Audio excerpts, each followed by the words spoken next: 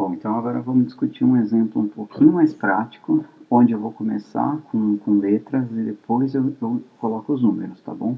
Porque eu vou fazer um desenvolvimento aqui que vai trabalhar de uma forma bastante genérica. Depois a gente coloca uns números para vocês ficarem mais familiarizados aí com as contas que eu vou fazer agora. Então é o seguinte, a gente vai imaginar aqui, gente, três forças atuando nesse bloco. E aqui eu vou pedir para vocês imaginarem que esse bloco está em cima de uma mesa sem atrito, e essa aqui é uma visão superior que a gente está tendo dele, tá? Então ele está em cima de uma mesa, que pode ser a nossa lousa aqui, e o bloco está em cima dessa mesa sem atrito.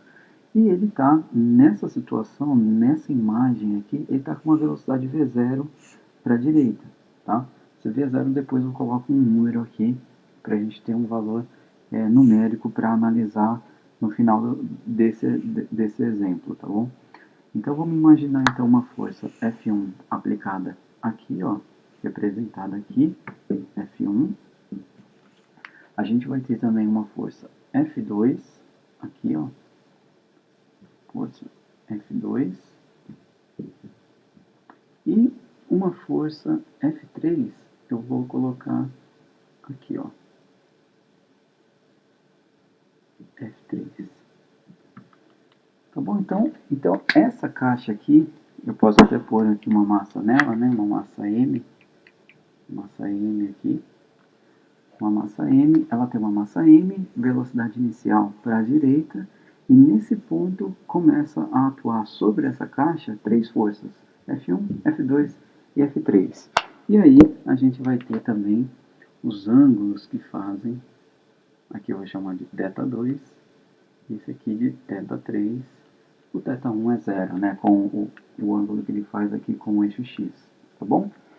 Então, como é que a gente começa a analisar? Gente, até o momento que vocês sabem fazer é o seguinte, se você tem uma caixa e ela está sob a ação de três forças assim, o que vocês naturalmente vão fazer é decompor essas forças num sistema de coordenadas e aplicar a segunda lei de Newton para cada direção desse sistema.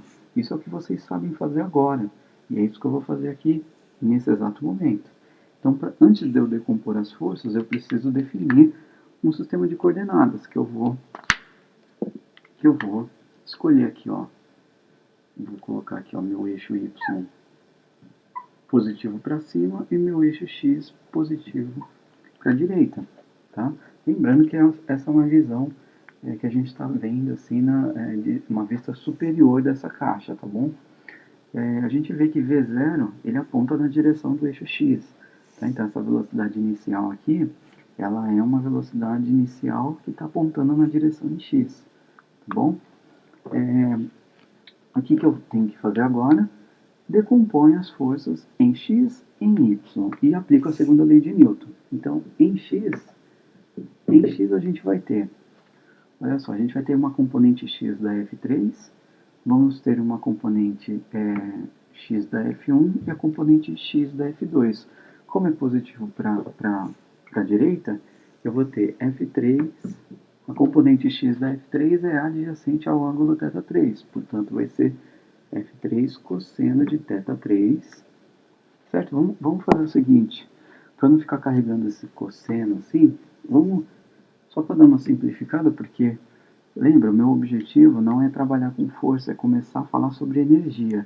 Então eu vou simplesmente, ao invés de escrever F3 cosseno de θ3, eu vou colocar F3x, tá? Que é simplesmente a componente x da F3. F3x é igual a F3 cosseno de θ3, tá bom? Menos F1, e aqui eu não vou pôr F1x, porque a gente percebe que F1x é igual a F1, tá? Porque ela é totalmente na direção x, essa força F1. E a F2 vai ser menos F2x, igual a m a x, certo? E em y? Em y eu vou ter positivo para cima, vou ter F3y, F1 não contribui em y, vou ter só menos F2y igual m a y, certo? Essa aqui é a segunda lei de Newton aplicada para essa situação. Até aqui, tenho absoluta certeza que vocês sabem fazer, sabem o que eu estou fazendo aqui, tá bom? O segundo passo. O segundo passo é o seguinte. A gente vai notar o seguinte. Olha só. Então eu vou ter aqui. Deixa eu apagar aqui. Deixa eu ver. Bom, deixa eu apagar aqui para vocês. Vamos ter que escrever tudo de novo. Vamos escrever em x e em y. F3x menos F1 menos F2x, a gente sabe que na hora que eu somar todo mundo aqui, na hora que eu subtrair, né, F3x por F1 e subtrair F2x, o lado esquerdo dessa equação é a força resultante em x. A mesma coisa que em y, vai ser força resultante em y, certo? Força resultante em y, força resultante em x. Tá? Simplesmente a segunda lei de Newton, onde eu estou, em vez de ficar trabalhando aqui com F3x, as componentes das forças, eu simplesmente trabalho agora com a resultante em x e a resultante em y. Tá? Por enquanto, nada de novo aqui, né, gente? Agora a gente vai fazer a seguinte observação. Não sei se vocês ainda se deram conta disso, já estão acostumados com essa ideia, que é a seguinte. Tanto F1 como F2 e F3, eu trato elas, F1, F2 e F3, são forças constantes. Todas elas são constantes, tá?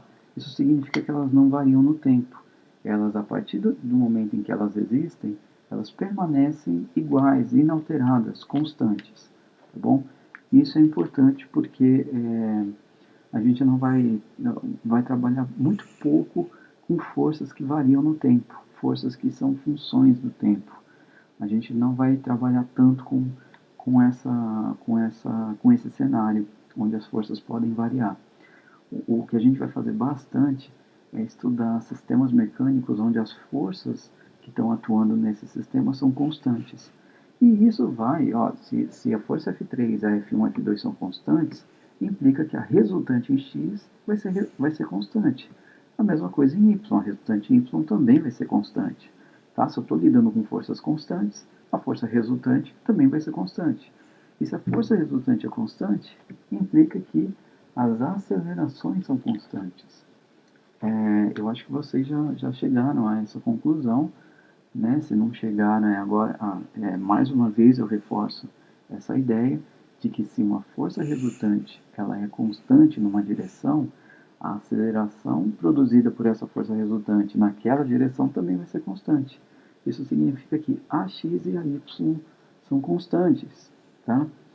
E quando uma aceleração é constante, o que vocês aprenderam lá no comecinho do nosso curso de Física 1? Que quando a gente tem aceleração constante, o movimento ele é mRuv, certo? Nós temos mRuv em x e mRuv em y, tá? Desde que a F3y e a F2y não se cancelem, né? Se, por exemplo, se a componente y for igual à componente y da força 3 for igual à componente y da força 2, elas vão se anular, a aceleração vai dar zero. E a aceleração zero é o mRu. Tá? Não tô supondo que isso vai acontecer, tá? Pode acontecer, é completamente possível isso acontecer, mas vamos a princípio assumir que não há esse cancelamento, tá? Não há esse cancelamento para produzir uma aceleração nula e aí nos dar o mRu em y, por exemplo. Vamos assumir que a y não é zero, tá? Ele é constante, tá? E se a aceleração em y for constante, eu tenho um MRUV em Y e tenho um MRUV em X, tá? Eu vou trabalhar com MRUV por enquanto, mas como eu falei, pode ser que aqui o lado de cá dê zero e aí eu caia no MRU. Mas percebam que eu só estou trabalhando com esses dois movimentos, tá, gente? MRU ou MRUV. E é por isso que a gente estuda tanto no curso de Física 1 o MRU e o MRUV, tá bom? Enfim, vamos lá. Então é o seguinte, aqui, o que eu vou fazer para x? Se eu tenho um MRUV em x, eu tenho a equação de Torricelli, que pode ser usada tanto em x como em y, tá? E a gente vai ter que em x vai ficar v final x ao quadrado, v0 x ao quadrado, mais duas vezes a aceleração x, delta x. Essa aqui é a equação de Torricelli aplicada para o MRUV do movimento em x. A mesma coisa em y, v final y ao quadrado, v0 y ao quadrado, duas vezes a y, delta y. E olha só que interessante. Essas duas equações são equações válidas para o MRUV, tá? Elas valem para o MRUV. E aqui eu vou fazer, como a gente só vai lidar com forças constantes, eu vou fazer uma demonstração que vale que vai estar na cara aqui, que vale para o MRUV, mas essa demonstração ela é muito mais ampla. Dá para fazer uma demonstração para um caso bem mais geral, que é quando as forças não são constantes, que é o caso mais geral. Quando as forças não são constantes, geralmente é o caso que a gente está, geralmente são os casos da vida real. Mas a gente ainda está no curso de Física 1, a vida aqui é bem tranquila. Então a gente vai fazer uma demonstração que vale para o MRUV, mas que pode ser estendida para uma situação mais geral, tá? E a demonstração eu não vou fazer, porque ela é um pouquinho mais complicada. Não é tão complicada, mas ela é um pouquinho mais complicada. Então aqui é o seguinte, o que eu vou fazer aqui? Eu vou simplesmente jogar esses termos que dependem de velocidade, eu vou jogar para o lado esquerdo da equação, eu vou isolar a aceleração x e o delta x. Esse delta x, gente, é o deslocamento que teve em x, e o delta y é o deslocamento que teve em y, tá? Então, o que eu vou fazer aqui? Eu vou, como eu falei, eu vou isolar a x vezes delta x, de tal forma que eu vou ficar com v final em x ao quadrado menos v0x ao quadrado. Eu vou passar esse 2 dividindo, então vai ter um meio aqui, igual a x delta x. Mesma coisa para o movimento em y, vfy ao quadrado, v0y ao quadrado, ay delta y. Certo? Não fiz. Eu só manipulei a equação de Torricelli para escrever ela dessa forma, tá? Não fiz nada aqui de diferente. Agora, mais um passo aqui, porque, olha só, a equação de Torricelli, gente, é uma equação que vem da cinemática. Lembra que eu discuti que na Física 1 a gente ia separar o curso na cinemática, que é a área da física que descreve o movimento, com a dinâmica, que é a área que descreve as causas do movimento. Então aqui, gente, é um ponto interessante no curso de Física 1, que é o seguinte, eu vou misturar uma equação que vem da cinemática com uma equação que vem da dinâmica, da segunda lei de Newton. Por quê? Olha só, eu posso agora escrever a aceleração em x, ou esse AX, eu posso trocar como sendo a resultante em x dividido pela massa. Eu posso trocar o AX por resultante em x dividido pela massa. A mesma coisa com a y trocar o AY por força resultante em y dividido pela massa da caixa. Eu posso fazer essa troca. E é isso que eu vou fazer nessa partezinha aqui da lousa.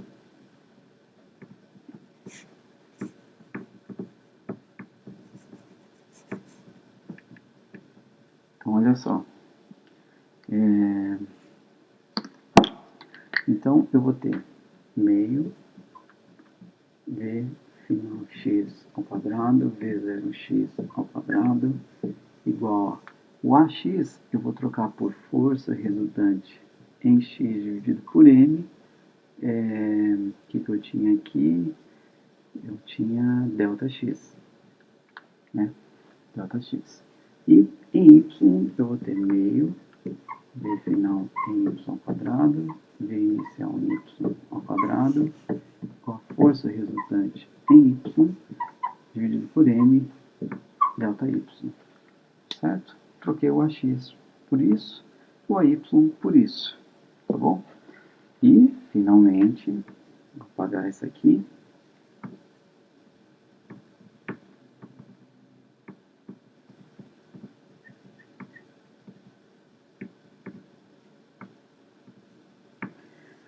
E finalmente eu vou passar tanto aqui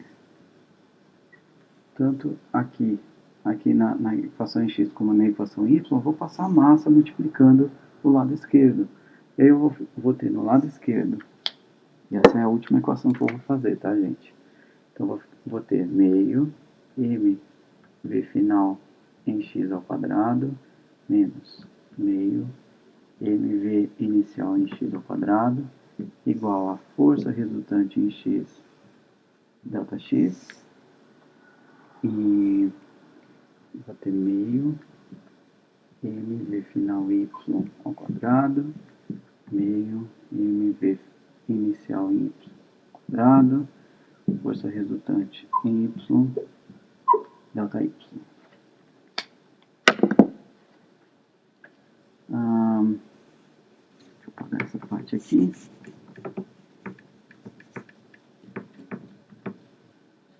Então, olha que equação interessantíssima que vocês acabaram de obter aqui junto comigo. É essa equação aqui que eu vou circular ela, dar um certo destaque aqui para ela, porque essa equação é uma equação muito interessante. Tá? Ela é muito interessante, porque ela vai começar a nos permitir fazer aquilo que eu falei no início da aula, que é trocar todas as forças aqui atuando no sistema por uma interpretação em termos de energia do sistema. E a gente está começando a dar um passo nessa direção, que é o seguinte, olha só, como eu falei no exemplo do carro, o fato do carro ganhar velocidade implicava nele ganhar energia, certo? Então, aqui a gente vai começar a ver como é que uma força ela pode fazer com que o sistema ganhe ou perca velocidade. E eu vou começar a olhar, para começar a entender isso, eu vou começar a olhar para o lado direito dessas duas equações. Ó. A gente observa aqui que a gente tem uma multiplicação entre a resultante em x vezes o deslocamento em x. Então, aqui há uma conexão entre a força resultante que tem em x com o deslocamento em x. E aqui é a mesma coisa, eu tenho uma resultante em y que está aqui conectada com um deslocamento em y. Tá? Então, a gente vai trabalhar com a seguinte definição. Eu vou agora, nesse momento aqui, fazer o seguinte com vocês. Eu vou definir que o trabalho realizado por uma força vai ser o produto dela, vai ser o produto dessa força pelo deslocamento produzido na direção dessa força. Então aqui eu estou começando a introduzir a definição de trabalho realizado por uma força. Trabalho realizado, por exemplo, trabalho realizado por uma força resultante em x vai ser o produto dessa resultante em x pelo deslocamento produzido em x. Esse é o trabalho realizado pela resultante de x, mas a gente sabe que a força resultante não atua só em x.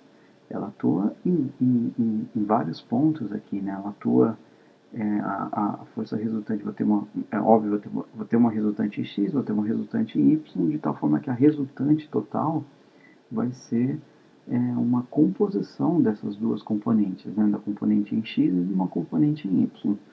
Então, como é que eu consigo extrair como é que eu consigo extrair a informação da resultante, não das componentes dela? Né? Então, vou repetir a questão aqui.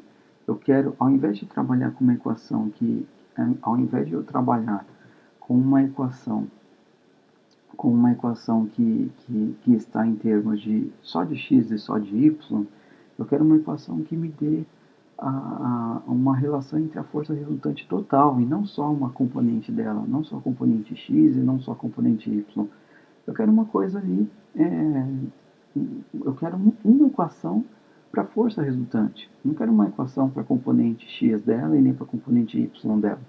Quero escrever, eu quero, se possível, ter uma equação que envolva a resultante total. Então, nessa minha decisão aí de encontrar essa equação, eu vou conseguir extrair ela da seguinte forma. Deixa eu apagar aqui rapidinho. Fazer aqui em cima. Eu vou fazer aqui em cima e vou concluir aqui embaixo. Tá? Então tem mais algumas linhas aí. Então, observem o seguinte. Eu vou somar a primeira com a segunda. Tá? Eu vou somar essa primeira equação com essa segunda equação. Eu posso fazer isso, né? Posso somar uma com a outra para tentar. Isso aqui é um sistema de equação, então eu vou tentar aí somar essa com essa para ver onde eu posso chegar. Então, olha só, eu tenho do lado esquerdo, na hora que eu somar, eu vou ter meio m v final em x ao quadrado, v final em y ao quadrado, mais meio m v inicial em x ao quadrado mais v inicial em y ao quadrado. Para um aluno que tem o olhar apurado aí nos vetores, sabe que o quadrado da componente x da velocidade final mais o quadrado da componente y da velocidade final, isso aqui é igual a v final ao quadrado. O vetor VF mesmo, o vetor velocidade final ao quadrado. O vetor velocidade final, o quadrado dele, né, o quadrado desse vetor vai ser o quadrado das componentes. Né? E a mesma coisa aqui. Isso aqui é igual a V0 ao quadrado. Tá bom? E do lado direito? Esse aqui é o lado esquerdo. E do lado direito? Do lado direito eu vou ter toda essa partezinha aqui vai ser igual a esse termo mais esse, que eu vou escrever. Deixa eu apagar aqui.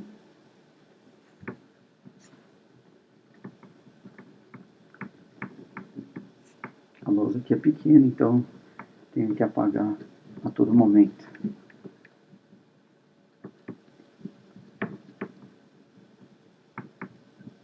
E eu estou querendo explicar bastante também, então eu acabo ocupando bastante espaço aqui.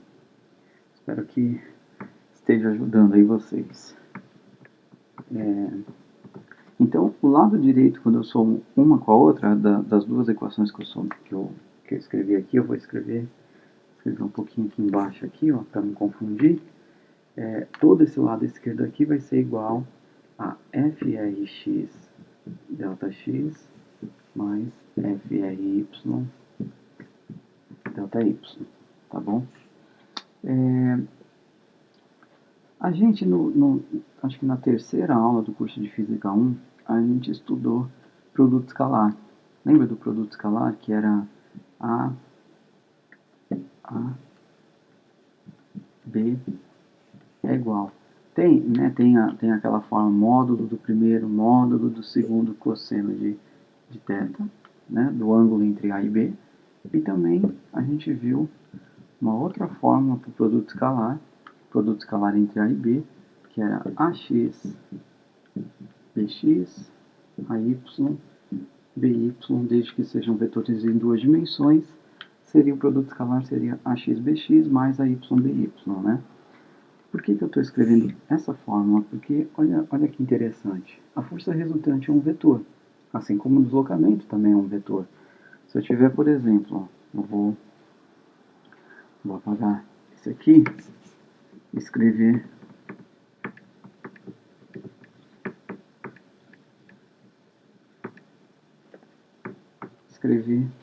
que a força resultante, o vetor força resultante, ele tem uma componente x na direção i chapéu, mais uma componente y na direção j chapéu. É meio óbvio isso, né?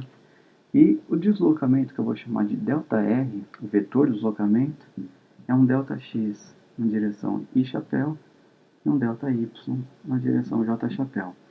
Aí fica mais fácil de vocês verem que o lado direito dessa equação, tudo isso daqui é equivalente a produto escalar entre a força resultante e o deslocamento. Certo? Conseguiram? Olha só, tem um produto escalar entre esses dois vetores, eu vou ter FRX vezes ΔX mais FRY ΔY, que é exatamente o que está aqui. Tá bom? Portanto, a gente acaba de obter uma equação absolutamente fantástica que a gente tem na mecânica, que é essa equação aqui, que vale sempre, gente. Ela vale sempre. É uma equação fantástica. Ela vale em várias situações. Então, o lado esquerdo dela vai ser meio mv final ao quadrado menos meio mv0 ao quadrado é igual ao produto escalar da força pelo deslocamento. Essa equação é a equação que vai nos guiar a partir de agora, tá? Ela vai nos guiar, essa equação aqui é uma equação que vai nos guiar aí por um bom tempinho no nosso curso de Física 1, tá? Vai ser bastante útil, pelo menos nas próximas 2 semanas, com certeza. E vamos discutir um pouquinho o lado direito dessa equação. O lado direito dessa equação, ela é o que a gente chama, ela é a própria definição do trabalho realizado pela força resultante aqui, né? No nosso exemplo aqui, a gente tem uma força resultante. Tá? Então, é a força resultante, o produto escalar entre a força resultante e o deslocamento vai ser igual a meio de mv final ao quadrado menos meio de mv0 ao quadrado. E o lado direito dessa equação, então eu vou apagar aqui.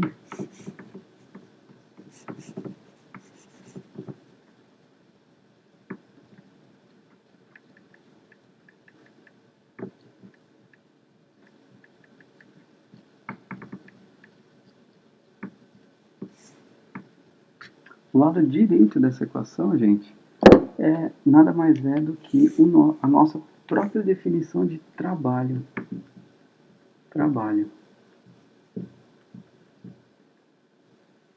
Tá? E eu vou escrever aqui o que ele é. Então, o trabalho realizado, vou trocar minha caneta, que eu não tenho certeza se ela está escrevendo muito bem aí. Trabalho realizado por uma força, né? A gente aqui está resultante, então vai ser uma força resultante. O trabalho realizado por uma força resultante é definido por, lembra da nossa palavrinha trabalho, que vem do inglês work?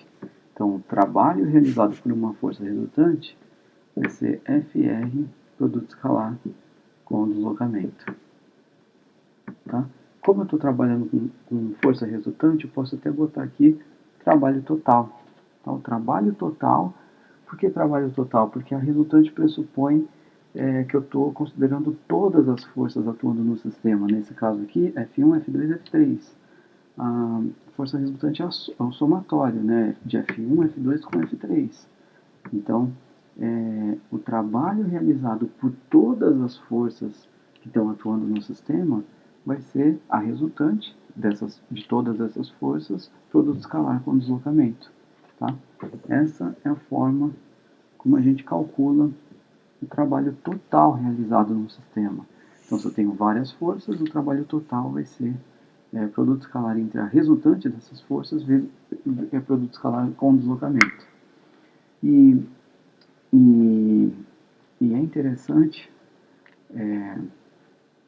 esse tipo de discussão, porque a gente começa também, se o trabalho total ele é igual à força resultante em produto escalar com deslocamento, eu posso estar interessado, como eu falei para vocês, eu posso estar interessado só na F1. Será que a F1 está dando ou tirando energia do sistema?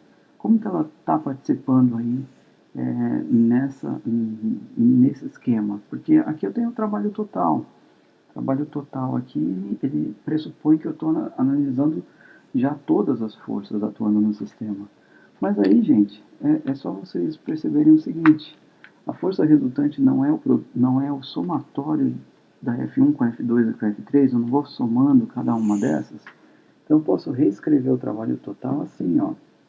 F1, produto escalar com ΔR, mais F2, produto escalar com ΔR, mais F3, produto escalar com ΔR, né? De tal forma que eu posso pôr em evidência, né, o ΔR aqui, e eu vou ter esse carinha aqui, ó, é o trabalho realizado pela força F1, esse aqui é o trabalho realizado por F2, e esse aqui é o trabalho realizado por F3. E aí eu consigo analisar de forma separada as forças aqui. Por exemplo, se a F1 for positiva, a F1 está dando energia para o sistema. Se a F2 for negativa, está tirando energia do sistema. Se a F3, se o W3 for zero, significa que não está dando nem tirando energia de um sistema. Tá? Então aqui agora é a hora da gente fazer uma conta numérica para vocês se convencerem disso. Tá? Então, resumindo então a nossa discussão, eu defini que o trabalho realizado por uma força resultante, ou por uma força, a força F1, por exemplo, aqui, simplesmente fazer o produto escalar entre F1 e o deslocamento. Tá?